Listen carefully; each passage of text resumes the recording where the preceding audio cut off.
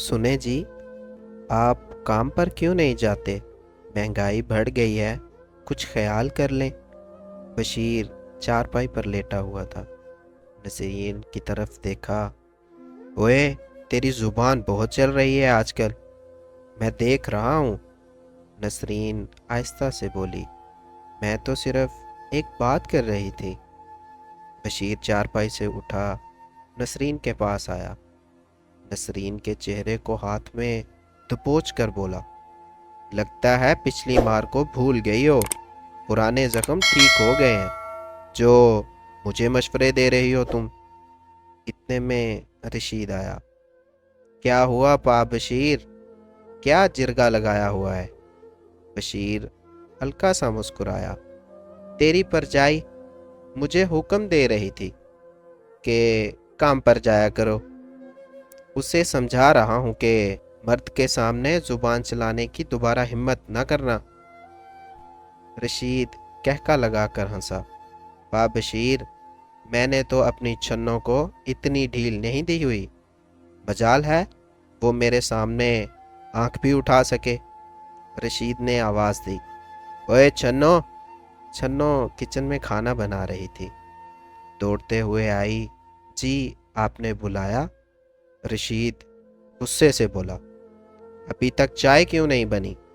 छन्नो आहिस्ता से बोली, जी बस बन गई है, कप में डालकर ला रही हूँ जी। रशीद बोला, आगे से बातें ना सुना, जल्दी जा। मैं देख रहा हूँ तू आजकल कामचोर हो गई है। दोनों भाई बैठे हुए थे कि माँ पास आई। वे बशीर पुत्र, ये ले मेरी दवाई का पत्ता, जा डॉक्टर से दवाई ही ला दे मुझे, ब्लड वाली गोलियां ख़त्म हो गई हैं। बशीर बोला, अम्मा, अली को क्यों नहीं कहती तू कि तुझे दवा ला दिया करे? हमें ना तू आर्डर दिया कर। अली आता है तो उसे कह। अम्मा ने लंबी सांस ली। उसकी बात ही ना करो, उसको अपनी बीवी के सिवा कुछ नजर ही नहीं आता। रन मुरीद बना हुआ है वो। रशीद बोला, वाह बशीर, अम्मा कह तो ठीक रही है, उसे समझा। औरत को पाँव की जूती बना के रखते हैं, सर का ताज नहीं। बशीर मुंह पर खारिश करते हुए, करना पड़ेगा इसका कुछ। अगले दिन अली अपने कमरे में था। आयशा पास बैठी थी। सुने अली, अगर आप कहें तो मैं एमबीए की पढ़ाई पूरी कर लूं। अली चाय पीते हुए, हाँ क्यों नहीं, मैं तो चाहता हूँ तुम अपनी पढ़ाई मुकम्मल कर लो। आयशा उदास सी होकर बोली, अली, मुझे कहना तो नहीं चाहिए, लेकिन दोनों भाभियाँ मुझसे ज़िद करती हैं, मुझसे जानबूझकर ज़्यादा काम करवाती हैं। अली आहिस्ता से बोला, मेरी जान इग्नोर किया करो, मैं अम्मी से बात करूँगा। आयशा बर्तन धोकर बोली, शुक्र है मेरा बर्तन धोने वाला काम ख़त्म हुआ। कमरे में गई, मोबाइल में मसरूफ़ हो गई। उधर दोनों भाभियां बात कर रही थी। नी, आयशा को देखा तुमने? अली कितना प्यार करता है उससे। उसे नया टेलीफोन ला कर दिया है। सुना है वो उसे पढ़ाना भी चाहता है आगे। दूसरी भाभी जले हुए अंदाज में बोली, ऐसे तो वो राज करेगी हम पर। कुछ ऐसा करना होगा, या तो वो भी हमारे साथ गधों की तरह काम करे, या फिर घर छोड़कर चली जाए। इतने में सास आई। क्या खुसर पुसर कर रही हो दोनों? एक भाभी बोली, देख अम्मा, वो नवाबजादी दो बर्तन धोती है और सारा दिन मोबाइल के साथ लगी रहती है, कुछ समझाएं उसको, वो हुक्मरानी करना चाहती है हम सब पर। सास ऐनक सीधी करते हुए बोली, मैं सब जानती हूँ, वो चार जमातें क्या पड़ गई, महारानी समझती है खुद को। तुम देखो मैं इसका कैसे जीना हराम करती हूँ। अली घर आया। अम्मा ने आवाज दी, बात सुनो है मेरी। अली हैरान होकर, क्या हुआ अम्मा? सांस तो लेने दो, सब खैर है ना? अम्मा आहिस्ता से बोली, देख, इस घर में रहना है تو اپنی بیوی کا موبائل بند کروا، اور اسے حویلی بھی جانا ہوگا بھینسوں کا گوبر اکٹھا کرنے۔ علی آہستہ سے بولا، اماں وہ پڑھی لکھی ہے اور آگے پڑھنا چاہتی ہے، گھر کے سارے کام وہ کرتی ہے۔ دونوں بھابیاں ہیں نا حویلی کا کام کرنے کے لیے۔ اتنے میں بڑی بھابھی بولی، پڑھی لکھی ہے تو کیا، کام تو کرنا پڑے گا۔ علی غصے سے کمرے میں چلا گیا۔ عائشہ پریشان بیٹھی ہوئی تھی۔ علی پاس گیا، کیا سب نے دماغ خراب کر رکھا ہے؟ عائشہ علی کی طرف دیکھ کر بولی، علی آپ کہتے ہیں تو میں حویلی چلی جایا کروں گی۔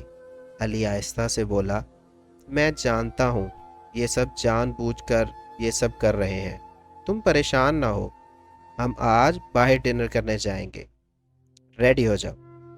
عائشہ کچھ کہنے لگی تو علی بولا، عائشہ کہا نا باہر ڈنر کریں گے آج۔ اماں نے پوچھا، کہاں جا رہے ہو؟ علی بولا، اماں کھانا کھانے جا رہے ہیں۔ اتنا کہہ کر چلے گئے۔ دونوں بھائی بھی بیٹھے سن رہے تھے۔ رشید بولا، یہ کچھ زیادہ ڈرامہ کرنے لگا ہے، اسے پا بشیر سمجھا ایک بار۔ بشیر غصے سے بولا، آنے دے ایک بار اسے۔ ادھر دونوں بھابھی مسکرا رہی تھی، اب آئے گا مزہ۔ اگلے دن علی جاب پر جانے لگا تو پا بشیر نے علی کو آواز دی، ادھر آ بات سن۔ علی پاس آیا، جی بھائی۔ رشید نے آواز دی، اوے چھنو لسی کا پیالہ لا میرے لیے۔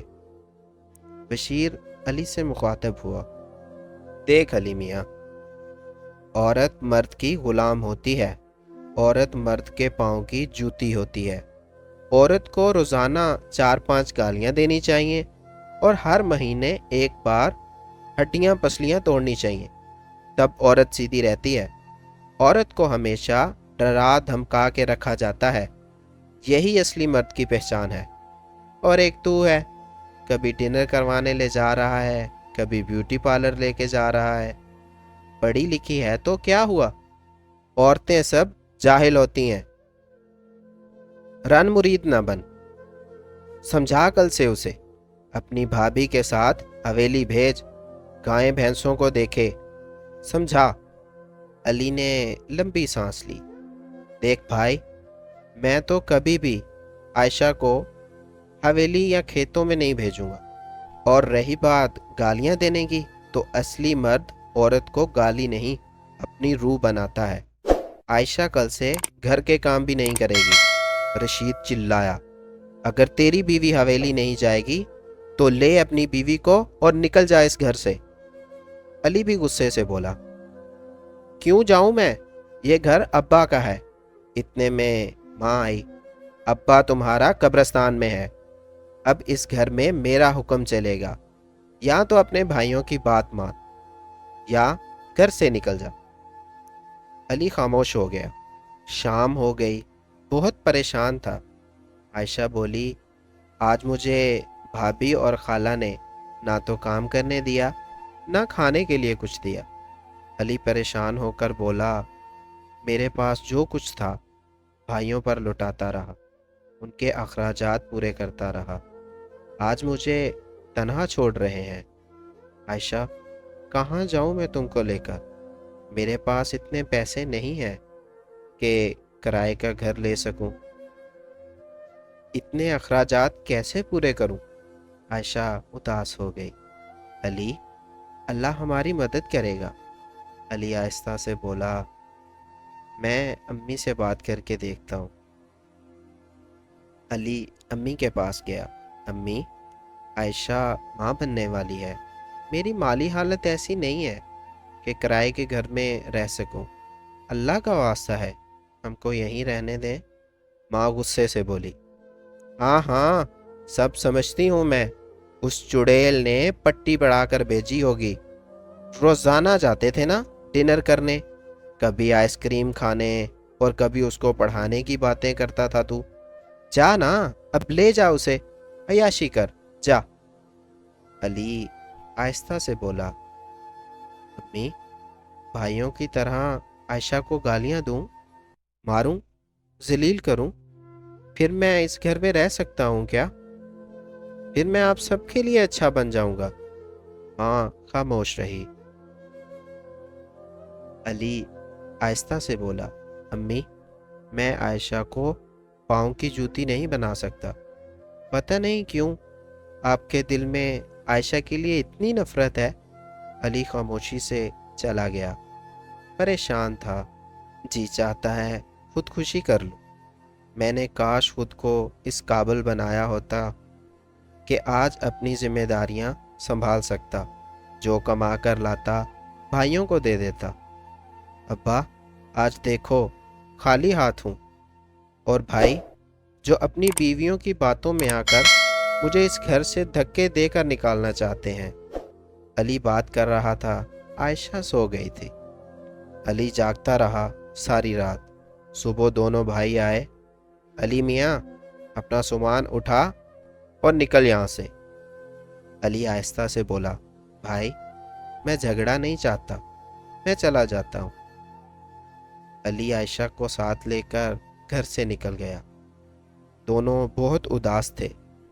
عائشہ نے کندھے پر ہاتھ رکھا، پریشان نہ ہو، امی کے گھر چلتے ہیں، اللہ سب کچھ بہتر کر دے گا۔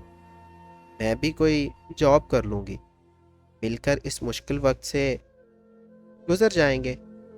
بس جیسے تیسے انہوں نے اپنی زندگی گزارنا شروع کر دی۔ دوستو، مرد خود کو اس قابل ضرور بنا لے کہ وہ اپنوں کی بے رخی پہ اپنی بیوی بچوں کی ذمہ داریاں اٹھا سکے۔ میں یہ نہیں کہتا کہ رشتوں سے نفرت کرو، لیکن یہ رشتے بدلتے دیر بھی نہیں لگتی۔ علی نے جو کمایا بھائیوں پر لوٹاتا رہا، اور آج خالی ہاتھ مشکل وقت میں تنہا رہ گیا۔ خود کو اس قابل ضرور بنا لو کہ اگر ایسا وقت آئے تو اپنے پیروں پر کھڑے ہو سکو۔ اور ہر ماں کو پیغام ہے، اگر اس کا بیٹا بیوی کے ساتھ خوش ہے تو اسے دیکھ کر خوش ہوا کرے، نہ کہ اس سے حسد کرے۔